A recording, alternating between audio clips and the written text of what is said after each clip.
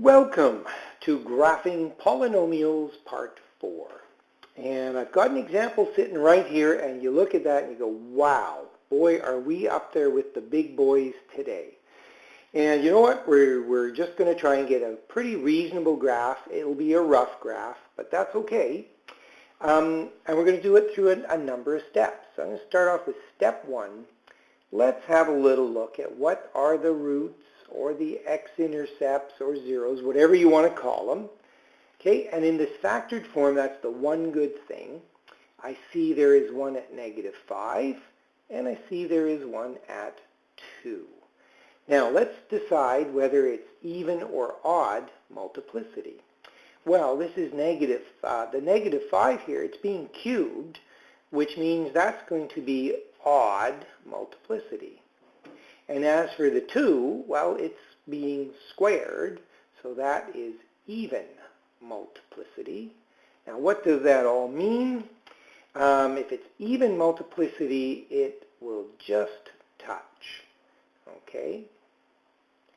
And if it's odd, then it passes through, okay? So you're going to pass through the 0. Okay, I'm just going to write through like that so I can save some space. Okay, the next thing I got to do, so I've analyzed my roots and the multiplicity of the roots. Let's get a rough shape of this graph. Well, if I were to expand all this out, my biggest degree term from these guys would be an x cubed, and then over here I'd have an x squared, and when I multiply all that together, I would have an x to the 5th, along with the rest of the stuff, and I see it's negative. Okay, so this is important. So now I know it is degree 5, or 5th degree, and it's got a negative coefficient. Okay, negative coefficient. Now what is that telling me? It's telling me that the rough shape is going to be like so. I'm going to have, it's coming from up here, then there's going to be these wobbles, and then it's going to head back down. Okay, so that's kind of the rough shape of the graph. What I'm now going to do is just take this stuff here and try and put it all together. You know, this, I'm not even going to worry about exactly where I am as far as the y-intercept on this one. I'll tell you why. Because when you plug in 0 here, man, you're getting some pretty big numbers. So originally I was going to do that, and then I thought, that seems like a lot of work. So I just abandoned it, yes. So here's one of my points, one of my zeros, and the other one is at 2. Okay, so I go, wait a minute, look at all these wobbles going on here. Okay, well, let's have a look here.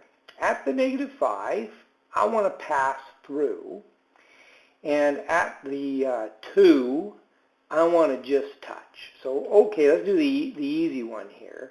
We want to just touch here, so we got to just touch and then roar back down to the negative zone. Okay? So now what I got to do, so I took care of this part here and then this little wobble, is I kind of got to do these little wobbles here, and then I know I'm going to pass through up this way. So what happens is, if this point here has a multiplicity of 3, it's kind of like you do your cubed right in this zone here. So it's kind of like, you know, a cubed function can look like this, right? Or if you squish it up a little bit, you can kind of do this. You can kind of say, well, let's squish the wobbles a bit. So it kind of does that. And if that's a point with a multiplicity of 3, that's kind of what we want to do there. We want to squish together a degree of 3. You know, this kind of like, it's kind of like thinking of this as a 3rd degree stuff that's happening at the -5. So that's what I'm going to do. I'm going to come down like this. I'm going to squeeze my little wobbles in here and then keep going. And what's really important is that I don't somehow loop my pen back up, right? There is only the one x-intercept here. Okay, so don't kind of dip underneath and then, you know, it's got to make sure that your wobbles are absolutely scrunched together. And then all I'm doing now is I'm going down to what actually was a really, really negative number. Like, I think it's something hideous like negative 250. But anyway, I'm not going to worry about it. That's pretty darn close for my rough graph. So that's all I'm going to do for that example. Now I'm going to move on and look at one more, and then that's about it for graphing polynomials. So let's have a look. Next example is the next polynomial. What do we got? What do we got here that's exciting? Well, we've got an x plus 1 squared followed by an x minus 3 cubed. Oh gosh. Okay, so again, let's do a quick analysis. I have a 0 at negative 1 and a 0 at 3. The negative 1 is being squared, so I know it is even multiplicity. And it's just going to touch. So this is just touches. Okay. All right. This guy over here is being cubed. So it's kind of like the cubed graph gets squished together there. And so it will pass. Let it pass through. Okay, so it passes. All right.